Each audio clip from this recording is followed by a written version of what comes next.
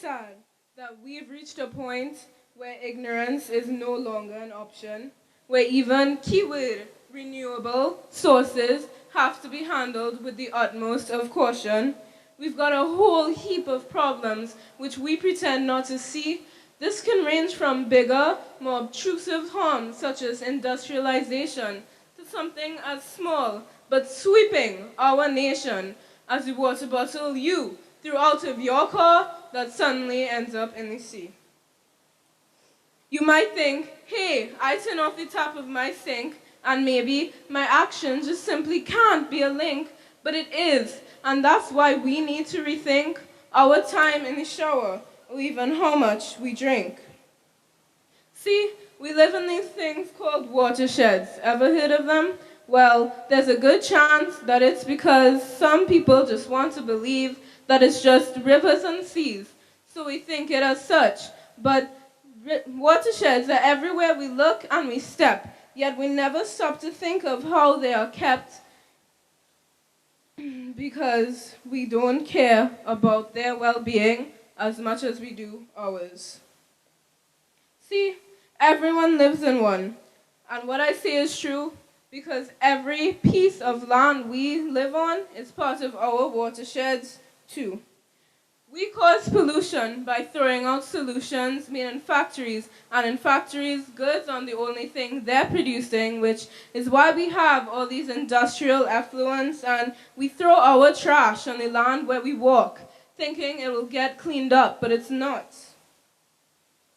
The way this is relevant to watersheds is that all watersheds drain into one larger body of water, and that water could be our reservoirs. And we have to drink from that water, and not just us, but animals too. And so they're also affected by the things that we do.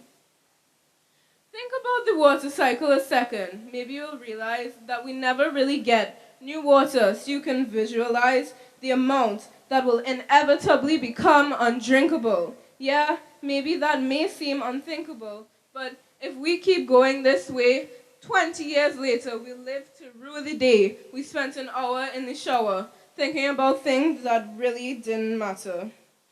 Dismally, there still seems to be people who just couldn't care less. Plastic, glass, trash of all kinds are recklessly tossed about on a daily basis. Maybe if we followed systems like that of Japan's and Kamakatsu, we could develop people who cared a little more about their environment, as right now we treat it with hostility. We can preserve water by simple ways we might not think of, like when you're done washing your hands, you make sure to clean the sink off, not staying in the shower for all those hours, and maybe even harvest rainwater. We must conserve water as it is such a fundamental necessity we use day to day. Brushing our teeth, staying hydrated, washing our dishes, watering plants, but is running out quickly, no matter what people say. We treat conserving water as if it's a chore, but really, it is much more. It doesn't take effort if we really cared and genuinely wanted to nurture this planet for a better future for all of us. Rivers seem to be the last thought. Nobody bothering or wants to be taught about how much pollution we really produce. But maybe this river speak will help some to see that rivers speak, and so do we. Rivers speak in pollution and abuse. Rivers speak the undeniable truth of how mistreated they really are and how far we are from keeping our rivers at their peak. It is our responsibility to care for this beautiful earth which we have been given.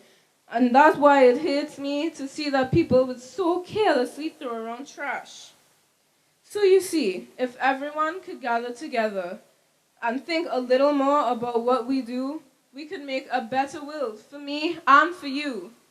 Future and present, we can make better for every living thing, big and small. Deforestation, pollution, and more are all things we can prevent, but some would rather ignore what's wrong with this world, our world.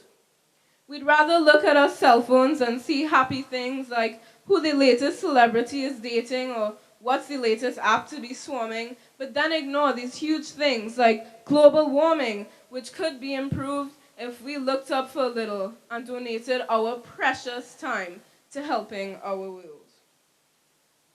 So yeah, I hope this River Speak program will open some eyes and remove the disguise and the lies that our world is near its demise. I hope we all can acknowledge that maybe we've been going about things all wrong. Because, as you can see, and this certainly counts for everybody, that these are our watersheds, our rivers, and ultimately our world that is our responsibility. And think maybe a little more about how our watersheds are handled, because I know we all care deep down in our core. I am so glad for this River Speak, for it truly helps our rivers speak. And maybe one day we'll reach our river's peak. Thank you. Yes, ladies and gentlemen, that was Miss Jada Marie Govia.